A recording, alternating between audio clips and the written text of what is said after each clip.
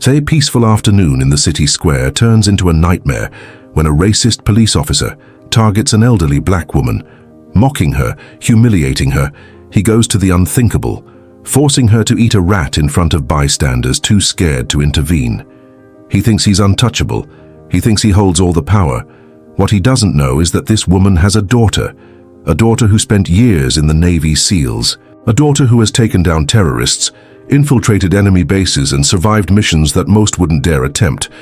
And when she arrives, just in time to see her mother being brutalized, there won't be negotiations. There won't be second chances. By the time this is over, that police officer will wish he had never worn a badge. Don't forget to like and comment where you are from. Chapter 1. The moment. Everything changed. The city square was alive with movement. Street vendors called out their latest deals. Children ran through the open plaza, and the scent of roasting food filled the air. It was a typical afternoon, the kind where no one expected trouble. But trouble didn't ask for permission. Eloise Carter, a frail but strong-willed woman in her 70s, had been out for a simple errand, picking up fresh vegetables from the market. Dressed in a modest blue cardigan and a long beige skirt, she carried a reusable cloth bag filled with neatly arranged produce. Her silver curls framed a face marked by years of wisdom, struggle, and resilience. She had almost reached the bus stop when it happened. A sharp whistle cut through the air. "Hey, you there, Grandma?" Eloise slowed but didn't stop.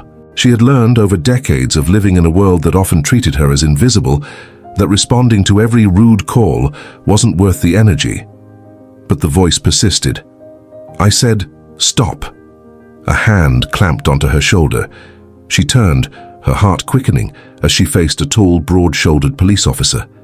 His name tag read O'Malley, and his uniform was crisp, his belt weighed down with a baton, taser, and firearm. He had the smug confidence of a man who had never faced real consequences in his life. Eloise had seen his type before.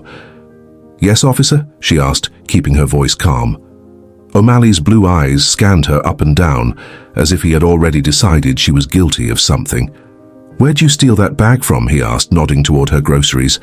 Eloise blinked. "Excuse me." "You heard me," he said, stepping closer. "You look like the type to snatch things when no one's looking." "What's in the bag?" People in the square started slowing down, eyes flickering toward the unfolding scene. Eloise stiffened. "Sir, I just bought these at the market. You can check my receipt." O'Malley smirked. "Oh, I can check. That's mighty generous of you. Let's see it then." With a steady hand, Eloise reached into her cardigan pocket, pulling out the small printed receipt. She extended it toward him, expecting him to snatch it, crumple it, and move on to his next victim. But instead, he slapped the receipt out of her hand. It fluttered to the ground like a fallen leaf. Eloise's breath hitched. A cruel smile curled on O'Malley's lips. "Oops." A few gasps rippled through the crowd. No one stepped forward. No one said a word. Eloise clenched her jaw, bending down to retrieve the receipt, but before her fingers could close around it, O'Malley's boot pressed down, grinding the paper into the dirt. "You must be real proud of yourself," Eloise murmured, standing up slowly. O'Malley leaned in. "Oh, you have no idea." A public humiliation. It should have ended there. O'Malley had already done what men like him thrived on, flexing his authority over someone weaker, someone he thought couldn't fight back. But he wasn't done. "You know," he continued, voice dripping with mockery, "we get a lot of rats sneaking around this city, taking what isn't theirs, dirtying up the place. You wouldn't happen to know anything about that, would you?" Eloise's stomach twisted. He wasn't just calling her a thief, he was calling her something else, something filthier. Her hands curled into fists, nails digging into her palm. She had faced discrimination before. It wasn't new, but something about this moment, about the way he towered over her, about the quiet horror in the eyes of the people watching, felt different. O'Malley chuckled. "Since you like stealing food so much, maybe I should give you something special to chew on." Then, he reached into his pocket and pulled out a small, wriggling shape. A rat. A live, squirming rat. The crowd collectively recoiled. Some turned away, unable to watch. Eloise's breath left her in a sharp exhale. "You wouldn't," she said. O'Malley grinned wider. "Wouldn't I?" Then, he shoved the rat toward her face. The tiny creature's whiskers brushed her lips, its beady black eyes darting in terror. Eloise flinched, turning her head, but O'Malley grabbed her chin, forcing her to look. "Open your mouth," he barked. Tears burned behind Eloise's eyes, but she didn't let them fall. She wouldn't give him that satisfaction. But as the rat wriggled closer, as O'Malley's grip tightened, a voice shattered the tension. "Get your hands off my mother." The command wasn't yelled. It wasn't frantic. It was low, cold, unmistakable. The voice of a predator, the arrival of a warrior. O'Malley turned his head just in time to see her. A woman cutting through the crowd like a blade. She moved with purpose, with lethal grace, her muscles taut beneath her navy blue tank top. Her dark curls were pulled back into a tight ponytail, sweat glistening on her forehead from the heat of the afternoon. Her arms, scarred, battle-worn, flexed with restrained power. Her dog tag swung against her chest as she walked, and in her eyes, murder. O'Malley frowned.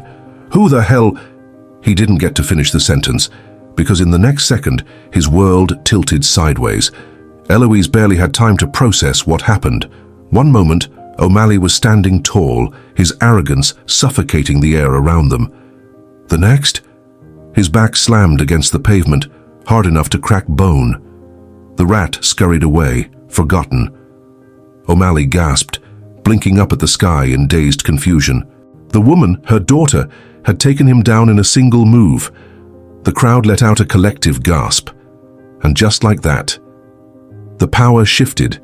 A name whispered in fear. O'Malley groaned, clutching his head. He tried to push himself up, but a boot pressed against his chest, pinning him down. Not just any boot, a combat boot. "You shouldn't have touched her," the woman said, her voice level. O'Malley gritted his teeth. "Do you have any idea who you're messing with?" The woman tilted her head slightly. Then, with deliberate slowness, she reached into the pocket of her cargo pants and pulled out an ID badge. O'Malley's eyes flickered toward it, then widened. Because stamped across the front, next to an official insignia, was a name that made his stomach drop. Lieutenant Naomi Carter, Navy SEAL. The breath left O'Malley's lungs. He had just made the biggest mistake of his life. And the worst part? She was just getting started. Chapter 2. The Hunter Becomes the Hunted. For the first time in his career, Officer O'Malley felt powerless.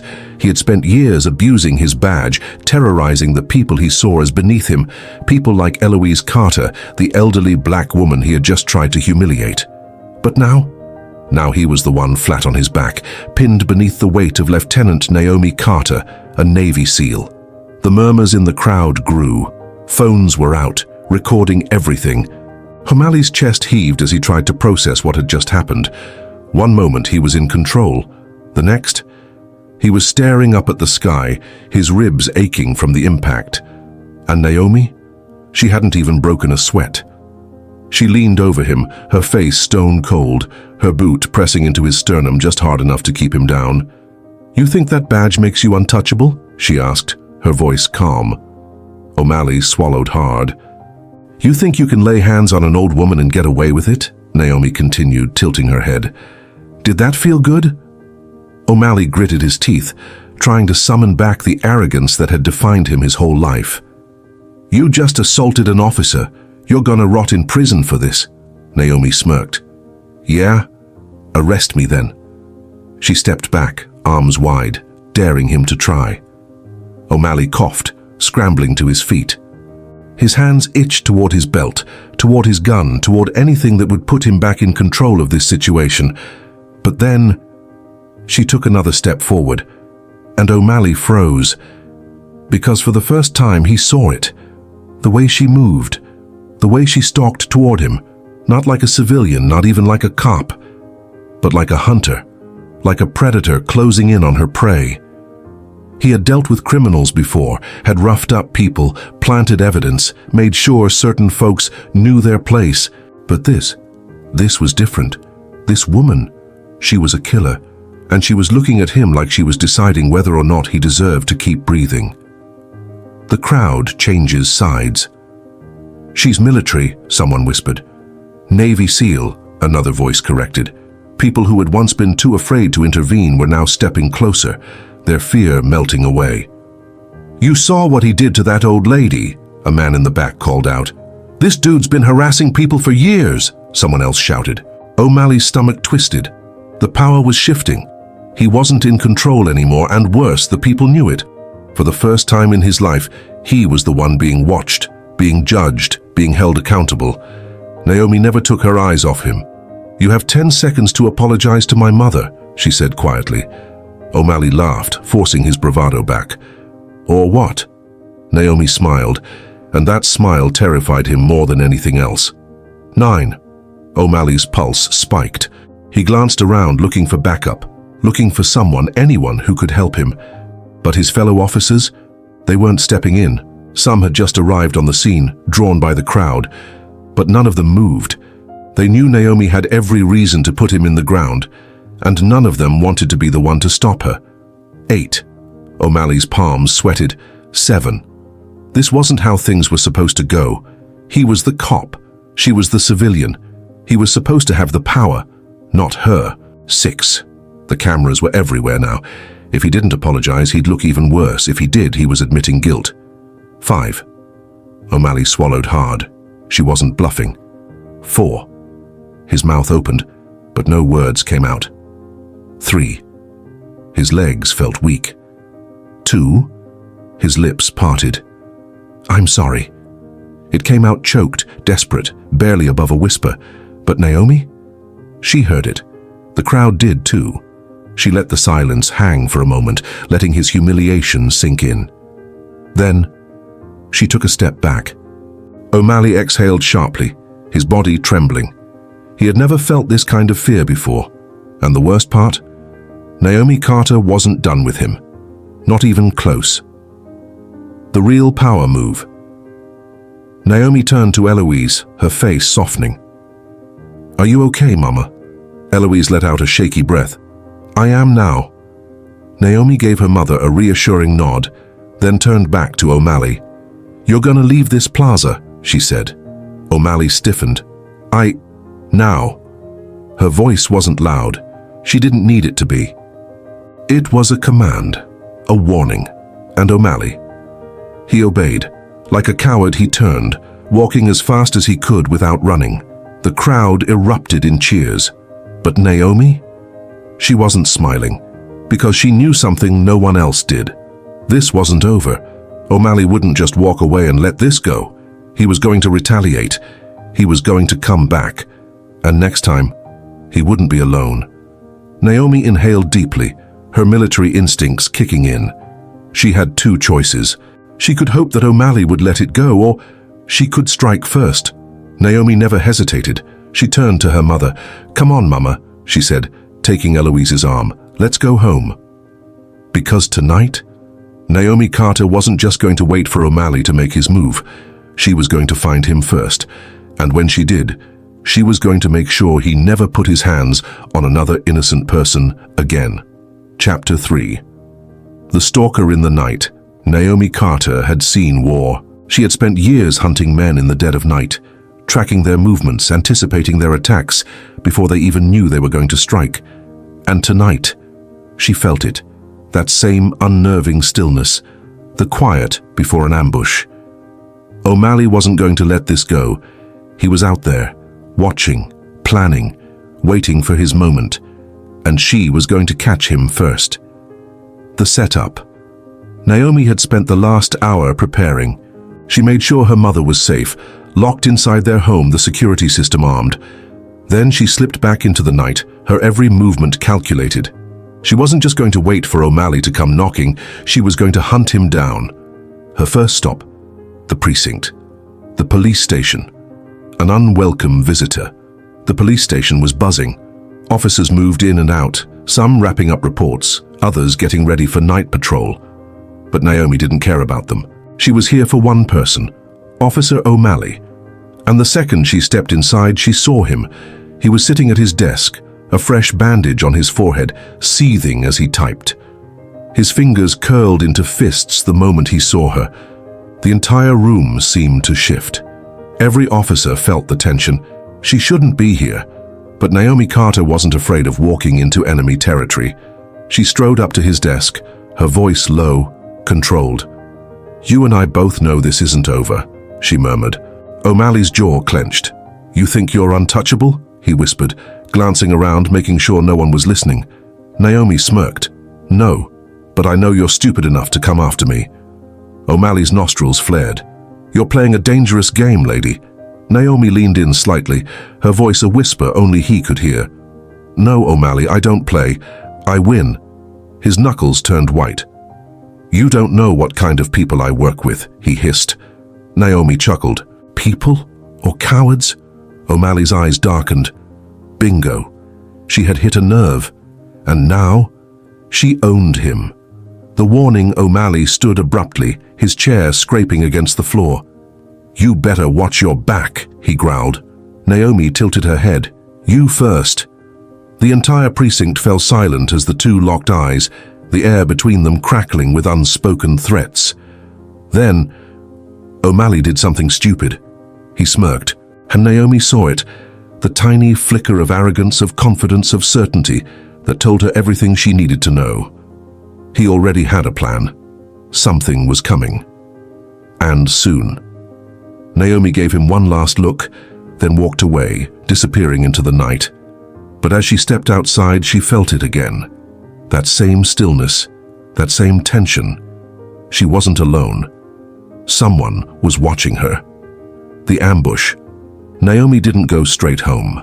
She took a different route, cutting through alleyways, listening for the subtle shifts in movement behind her. And then, she heard it. Footsteps, heavy, calculated, following her. Naomi's lips curled into a smile. They really thought they could sneak up on her.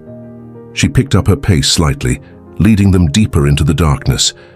And when she reached a narrow alley between two buildings, she stopped. The hunter turns prey, silence. Then, the footsteps halted, just out of sight. Naomi smirked. And then, without warning, she moved. Fast. She spun around the corner, grabbing the first idiot who followed her by the collar and slamming him against the wall. His gun clattered to the ground. Before he could react, Naomi's elbow drove into his ribs, knocking the wind out of him. The second man lunged. She caught his wrist, twisted hard, forcing his body down, his knee slamming into the pavement. The third man? He was already running. Coward. Naomi turned back to the one still gasping for air against the wall. "Tell O'Malley," she whispered, gripping his jaw, forcing him to look into her unforgiving eyes. "If he wants to play dirty..." She slammed his head back against the bricks. "Then he better bring more than 3 men next time," the man groaned, barely conscious. Naomi stood, brushing the dust off her jeans. Then, without another glance, she walked away, leaving him in the dirt. Because now, O'Malley knew, he couldn't just send men after her. He was going to have to face her himself. And when that happened, Naomi Carter was going to make sure he never wore a badge again. Chapter 4. When the badge becomes a target. O'Malley had pushed too far, sending men after Naomi. A mistake. A big one. Because now, she wasn't just watching her back. She was coming for him. And the first thing she needed? Proof. The video that changes everything. Naomi knew how corruption worked. She had seen entire governments toppled by a single piece of undeniable evidence. And lucky for her, she had just that. The bystanders at the square. Some had filmed what O'Malley did to her mother. And in this era, a cop abusing a defenseless elderly black woman. That was career suicide. Finding the right leverage, Naomi spent the night reaching out. A few calls, a few messages. By sunrise, she had 4 different videos of O'Malley forcing her mother to eat that rat, each one clearer than the last. And when she watched them, her blood boiled. She had seen monsters in war, men who tortured for fun, men who used their power to make the weak suffer. O'Malley. He was one of them.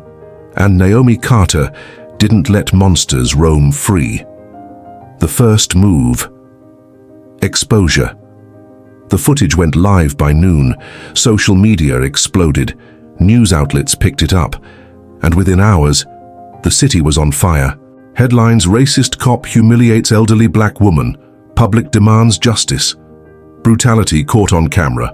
Officer O'Malley's career on the line. Navy SEAL daughter of victim speaks out. This isn't over. The mayor released a statement. The police were scrambling. And O'Malley, he was nowhere to be found. The storm at the precinct. By the time Naomi walked into the police station, everything was chaos. Officers whispered, phones rang non-stop, and when she approached the front desk, the officer on duty looked at her like she was a loaded gun. "I need to see O'Malley," she said. The officer swallowed hard. "He's unavailable." Naomi's lips curled. "That's funny. He had plenty of time last night to send men after me." The officer flinched. She leaned in slightly. "Tell your captain that if O'Malley isn't off the force by midnight, the next video I post," she paused, "will be of me breaking him in half." The officer froze. Naomi turned and walked away. Because now, she had forced their hand. The target on her back that night. Naomi wasn't surprised when her phone rang. Unknown number. She picked up. No greeting, no introduction, just a single sentence. "You made the biggest mistake of your life." She smirked. "No, O'Malley, you did." A pause. Then his voice, dripping with rage. "You think this little internet stunt will get me fired?" Naomi's jaw tightened. "No, I think it'll get you killed." Silence. A beat passed. Then O'Malley laughed, a slow, dark sound. "You really don't know who you're messing with, do you?" Naomi's grip on the phone tightened. "No, O'Malley, you don't." She hung up. Because tomorrow, she wasn't waiting for the system to handle him. She was going to handle him herself, and by the time she was done, O'Malley was going to wish he never put on a badge. Chapter 5. A war. She didn't start, but will finish. O'Malley was cornered. His name was plastered everywhere. Social media, the news. Even his own department was turning against him. But men like him, they never went down quietly. And Naomi knew it. The police response, a sham investigation. By morning, the department issued a statement. "We take these allegations seriously. Officer O'Malley has been placed on administrative leave while we conduct a thorough investigation." Administrative leave. That was code for, "We hope this blows over." Naomi exhaled slowly as she read the headlines. They thought they could wait her out. They thought she'd get tired. They were wrong. The city's response. Outrage ignites. The people weren't buying it.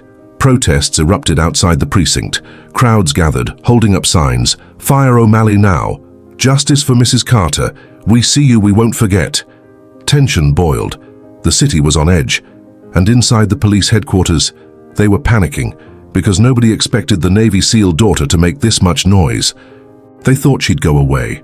They thought she'd be just another angry voice in the crowd. But Naomi Carter, she was the storm itself. The man in hiding and O'Malley. He was hiding like a rat. His house? Empty. His usual bars? Nowhere to be seen. But Naomi knew where he was. Somewhere safe. Somewhere protected. And there was only one person who could tell her exactly where. A visit to the Blue Shield Bar. The Blue Shield Bar wasn't just a cop hangout. It was a fortress. A place where dirty officers drank in peace, knowing no outsider would dare step foot inside. Tonight? Naomi was making an exception. She pushed through the doors. The noise died instantly. The room turned stiff. Every officer in the bar knew exactly who she was, and none of them wanted this problem. She walked straight to the counter, ignoring the stares, ignoring the hands hovering over holsters. The bartender, a retired cop, spoke first. "You lost?" Naomi leaned on the counter, her voice calm but sharp. "You know where O'Malley is?" The bartender froze. Murmurs rippled across the bar. A few officers shifted uncomfortably. The ones who still had some decency. The others, they just watched, waiting, testing her. The tense standoff. A heavy-set officer, maybe mid-50s, stepped forward. Sergeant Danny McGraw, longtime friend of O'Malley, and a coward in a badge. "Are you really think you can come in here and make demands?" Naomi smiled coldly. "I think I can walk in anywhere and take whatever I want." A flicker of nervousness flashed in McGraw's eyes, but he hid it quickly. "You don't belong here," he muttered. Naomi's smirk widened. Neither does a rat, but they still sneak in. McGraw's fist clenched, the tension thickened. Then, from the far corner of the bar, a man chuckled. Naomi turned. A detective, one of the few decent ones, sipped his drink, shaking his head. "You're not gonna scare her, McGraw," he muttered. Then he looked at Naomi. "O'Malley's hiding in a safe house outside the city. That's all I'll say." McGraw spun toward him, furious. "You son of a—" "Let it go," the detective muttered. McGraw's nostrils flared, but he said nothing, because deep down, he knew this wasn't his fight. Naomi nodded once, turned, and walked out. She had what she needed. Now, it was time to pay O'Malley a visit. The safe house, a final warning. The house was isolated, far from the city, a place meant for officers in trouble to lay low. Naomi parked down the road, moving through the trees silently. She reached the back door. No guards. O'Malley was alone. Coward. She stepped inside. He was asleep on the couch, empty beer bottles littering the floor. The news played on the TV, his own face plastered all over it. Naomi stepped closer. Then, she kicked the coffee table, hard crash. O'Malley jerked awake, reaching for his gun, but Naomi was faster. In a flash, she had his wrist locked, gun ripped from his grasp. He grunted in pain, face twisting in shock. What the hell?" Naomi crouched, her grip tight on his wrist. "You sent men after me." O'Malley's eyes darkened. "You're a damn problem." Naomi's grip tightened. His bones creaked under the pressure. "Yeah?" she muttered. "And you're a stain." His jaw tensed. "You gonna kill me?" he sneered. Naomi smiled. "No, but you're gonna wish I did." The final message. She yanked him forward, his face inches from hers. "You will turn yourself in," O'Malley snorted. "Like hell I will." Naomi's smile vanished. She leaned in, voice deadly quiet. "You know what happens when men like you lose their power?" O'Malley hesitated. For the first time, real fear crept into his eyes. "You lose the badge. You lose the protection. And then," she tilted her head, "the people you screwed over," her voice dropped lower, "they start knocking at your door." O'Malley's throat bobbed. "You think the department's gonna save you?" she whispered. Her grip on his wrist tightened even more. "You don't have a department anymore." Silence. His breathing quickened. He knew she was right. Naomi let go of his wrist, shoving him back into the couch. Then, she tossed his own gun onto the floor, turned toward the door, paused, and without looking back, she said the last words he would ever hear from her. "Run, O'Malley, because if I see you again, you won't get another warning." She walked out, and by the next morning, Officer O'Malley had turned himself in, because Naomi Carter, she wasn't a cop, she wasn't a politician, she was a warrior, and she didn't fight fair. Chapter 6. The city turns against him. By sunrise, the news exploded. Officer O'Malley turns himself in amidst scandal. Police officer accused of racist abuse surrenders. Public outrage forces cop to face justice. The headlines hit hard. But Naomi, she wasn't celebrating yet, because she knew men like O'Malley. They had connections, and just because he was in custody didn't mean he would actually face consequences. So she wasn't done fighting. Not yet. The precinct. An unwelcome arrival. Naomi walked through the front doors of the police station. Every officer's eyes snapped to her. Some were nervous, some were angry, and some, they looked like they wanted her gone. She walked up to the front desk. The receptionist, a young woman with tired eyes, hesitated. Can I help you? Naomi didn't blink. I need to speak to the chief. The receptionist swallowed. I don't think he'll see me. The woman hesitated, then picked up the phone, murmured something, and a few moments later, a door opened. The police chief, a corrupt system exposed, Chief Patrick Reynolds, was a man who had survived decades in law enforcement. Not because he was brilliant, not because he was honest, but because he knew how to play the game, and right now, he was losing it. Naomi walked in, shut the door behind her, folded her arms. Reynolds sighed, rubbing his temples. You really had to make this a spectacle, huh? Naomi's lips curled. You had years to stop men like O'Malley. You didn't. Now you're mad because the whole world is watching. Reynolds' jaw tightened. This department has procedures, Carter. She tilted her head. And how many procedures did O'Malley follow when he tried to force my mother to eat a rat? Silence. Reynolds sighed. You think throwing one man under the bus fixes the system? Naomi stepped closer. I think it's a start. The chief exhaled. Then he leaned back. We're charging him. Naomi's eyes narrowed. For what? Reynolds hesitated. Excessive force. Naomi laughed. Cold, sharp. Excessive force? That's what you're calling this? Reynolds held up a hand. It's what we can get to stick. Naomi's expression darkened. So you'll give him a slap on the wrist? Reynolds didn't deny it. That was the plan. He wanted this to disappear quietly. Naomi shook her head. You really don't get it, do you? Reynolds frowned. You think this is just another PR disaster? She stepped closer. But this is bigger than your department now. The public backlash.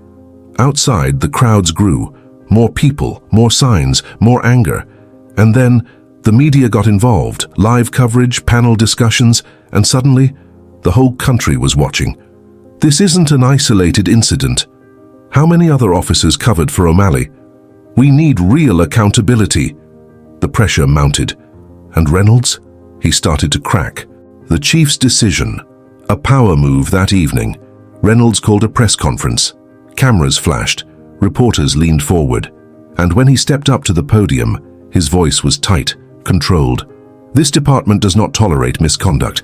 Effective immediately, Officer O'Malley has been terminated.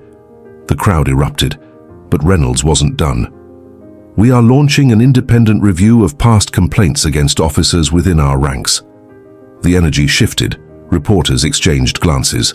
Because that wasn't just about O'Malley anymore, that was about everyone. And inside the station, a storm was brewing. Because dirty cops, they had thrived for years, and now someone was pulling back the curtain.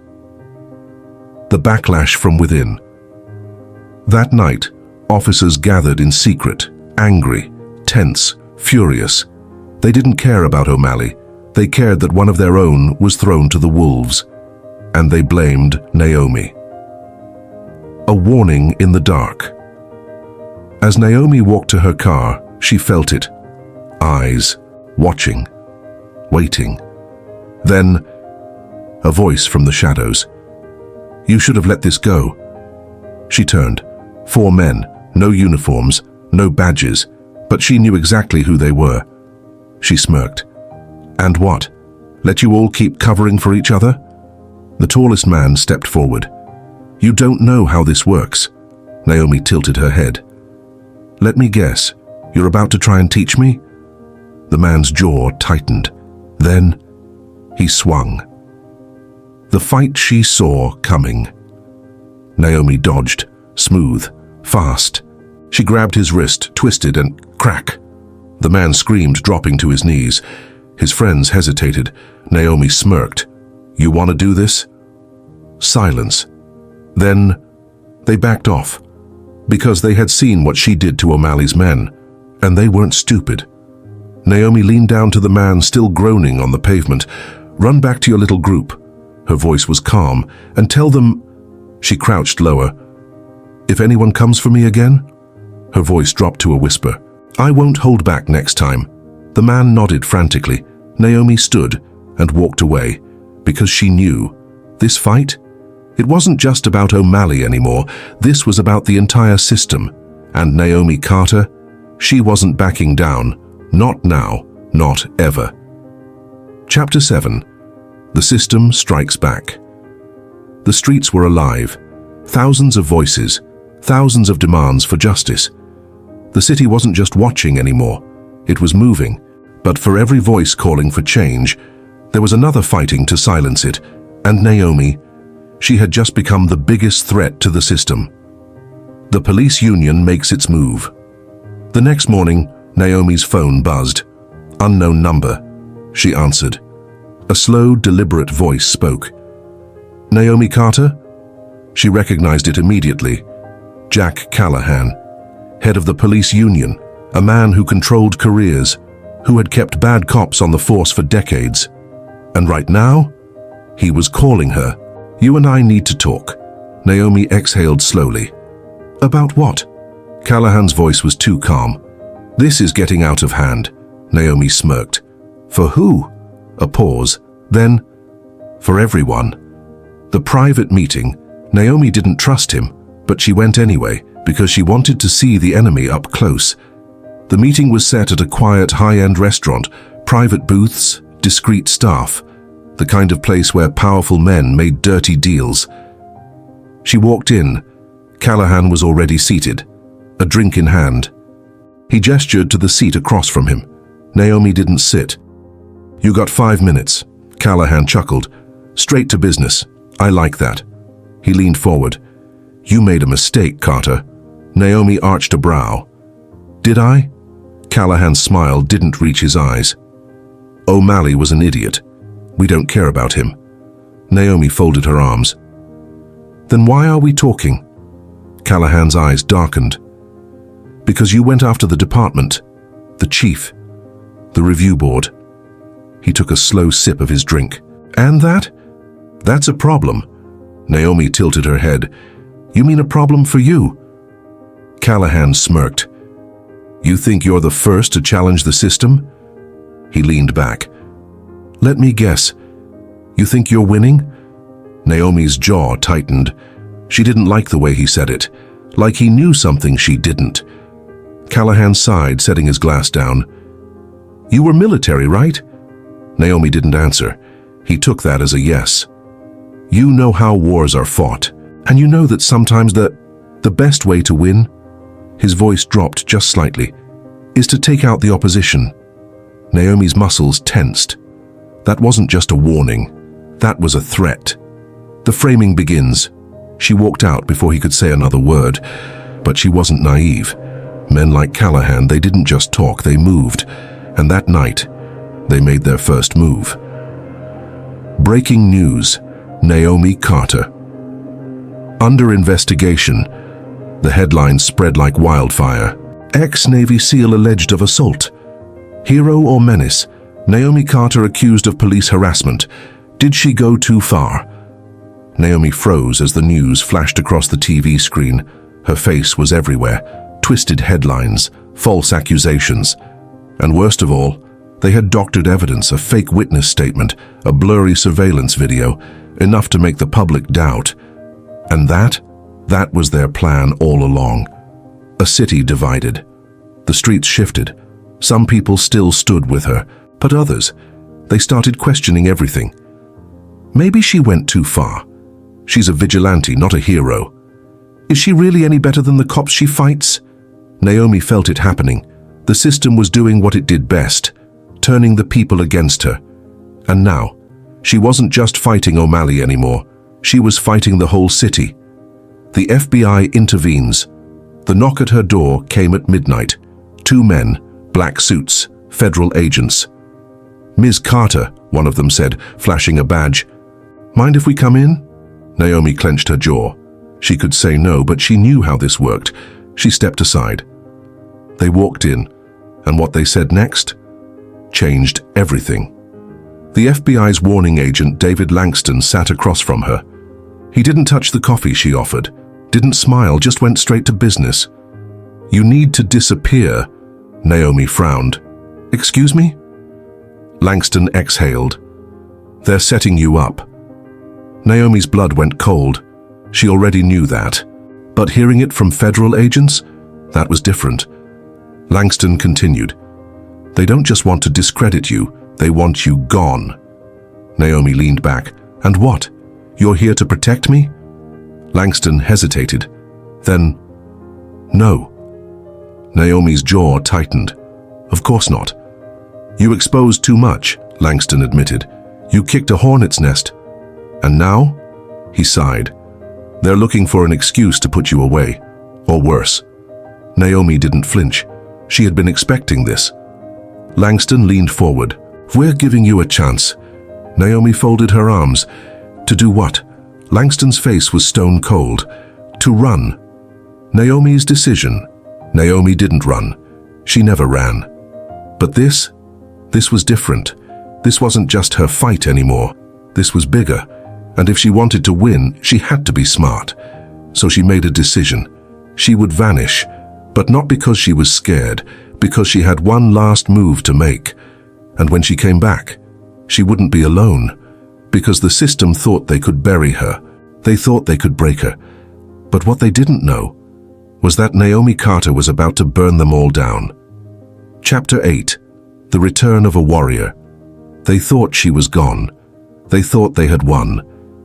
But Naomi Carter was never the type to stay down. She had been trained for war. She had survived battlefields, ambushes, and enemies far worse than the corrupt system that tried to silence her. And now, she was about to finish what she started, because the fight wasn't just about her anymore. It was about justice. It was about every person who had been abused by the badge. And tonight, the whole world was going to see what happened when you pushed the wrong woman too far. The system's biggest fear. The news was quiet. No more headlines, no more accusations. Naomi Carter had vanished. And just like that, the city moved on.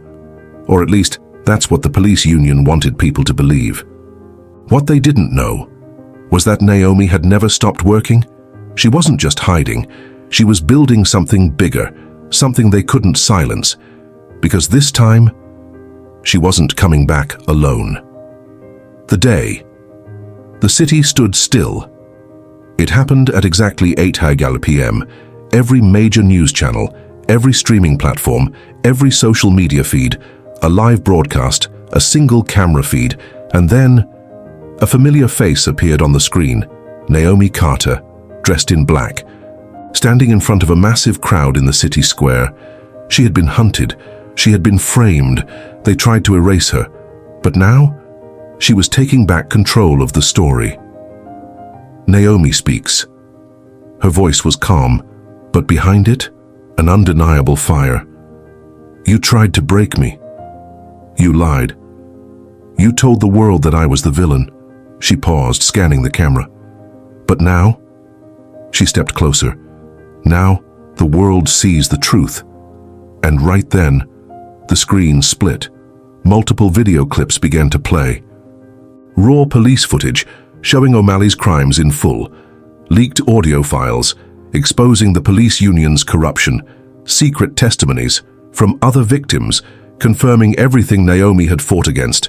It was all there. Undeniable. Undisputable. The final nail in the coffin.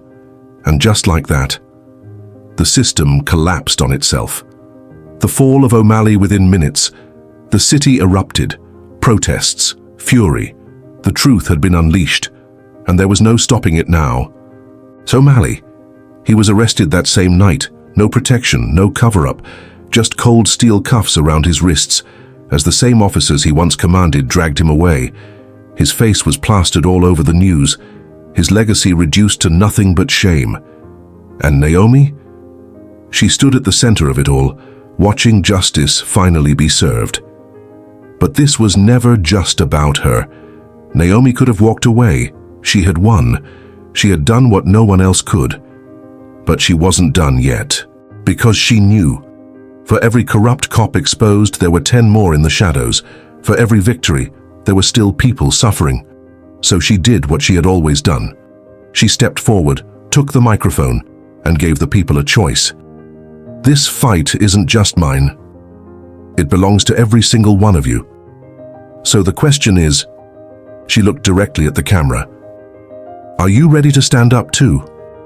The world responds. The internet exploded. "We Stand with Naomi" trended worldwide. Her name was etched into history. She wasn't just a former Navy SEAL anymore. She wasn't just the woman who took down a corrupt officer. She had become something bigger, a symbol, a movement. And as the sun rose the next morning, Naomi Carter knew one thing for sure: this war, it was just getting started. It was one final question for you. What would you have done if it was your family, if it was your mother, if it was your fight? Would you have stood up, or would you have let them win? Drop a comment below and tell us, how far would you go for justice? And if you made it to the end of this story, smash that like button, because stories like this, they remind us why we never back down. Subscribe now, because next time, the war might be even bigger. The content is fictitious and does not reflect reality or encourage negative behavior.